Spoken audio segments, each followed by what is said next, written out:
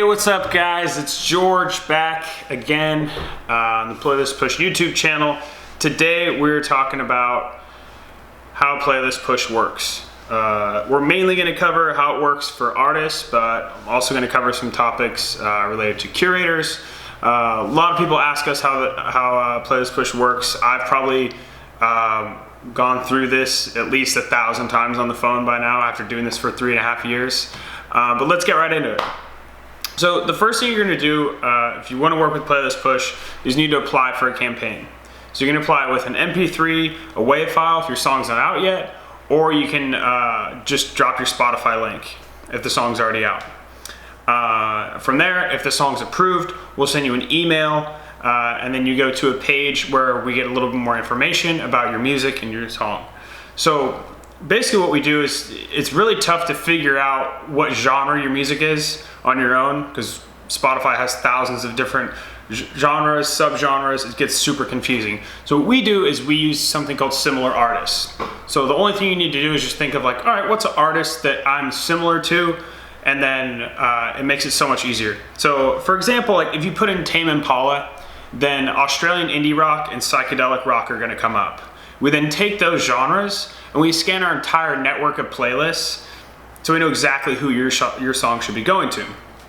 Now, the cool thing about it is you can actually edit it. So for some bigger artists, they have like 8 genres tagged to them. So you might fit a few of those, but a couple of them might not be a good fit. So you can actually remove genres and edit them and also manually search for genres if you already kind of have an idea of what your sound is.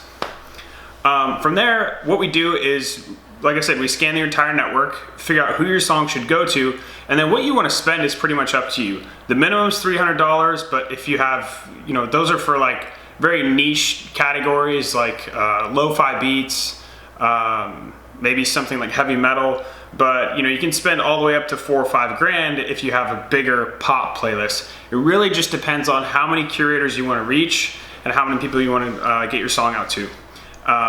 We then pay the curators to review the song. It's our job to make sure we're sending the correct songs, so we've got curators so you can get as many playlist ads as possible.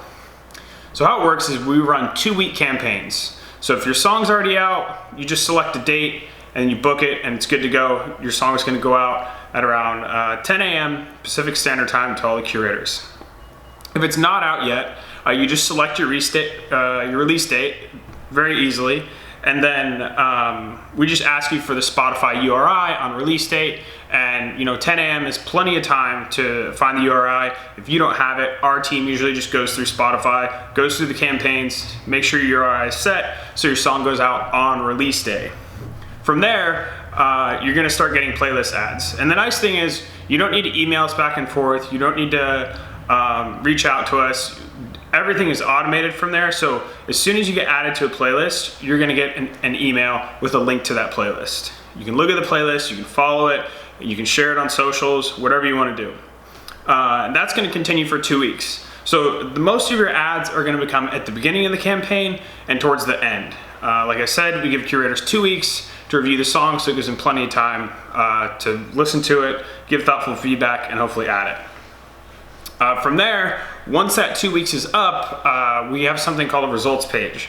So basically give you a full report and complete breakdown of how many plays you got added to, the total amount of streams, how many monthly listeners you increased by, your Spotify popularity, other playlists that picked up your song along the way, and then total saves. And the cool thing about other playlists is, you might get added to, say, 30 playlists from Playlist Push.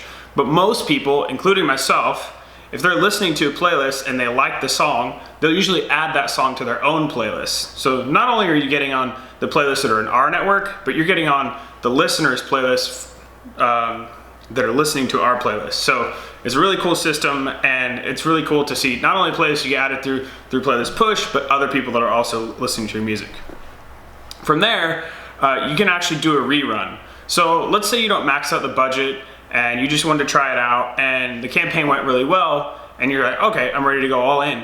You can extend the campaign for another 2 weeks and we'll send that song to more curators that still fit within your genre, and we'll basically run a whole nother campaign for you, and then you'll have another results page at the end of that. That is basically how it works. The only thing I didn't mention is whenever a curator signs up to Playlist Push, we vet them very strictly, and we have a lot of systems in place to vet out playlists that might be using bots or might be doing something fraudulent with fake streams, or have like a group of people, a group of friends listening to it, whatever. What happens is when a curator signs up, they're on a week trial period. So from there, we make sure they're listening to songs, we make sure they're leaving thoughtful feedback, and then we have a human who actually goes into something called Signals, which is our internal system where we have them fill out a form. It's a very basic form, where they're from, when they created the playlist, how they grew it, and a few other key questions that can help us determine if that playlist is legit or not. From there, if they make it into the network, which very few do, out of 100 curators that apply to get in Playlist Push now, one gets in. So we're very strict about who we let in, and we take stream manipulation very seriously. So that's something that we're very proud of. Is since we've been in business for 3.5 years, we've never had a song taken down from Spotify, and that's something to be proud of. And we've always tried to do things the right way and stay in the guidelines that Spotify set forward for us. So after the curator gets in, we ingest what's called their playlist DNA. So this is basically the top 8 genres that make up their playlist. So if it's an electronic playlist, it could be like 12 tracks that are EDM, 8 tracks that are house, and 3 tracks that are techno, and kind of down from there. And that's basically how it works. If you guys have any questions, feedback, thoughts, or something specific I didn't cover about how Playlist Push works, feel free to drop a comment. Don't forget to like and subscribe. Thanks, guys.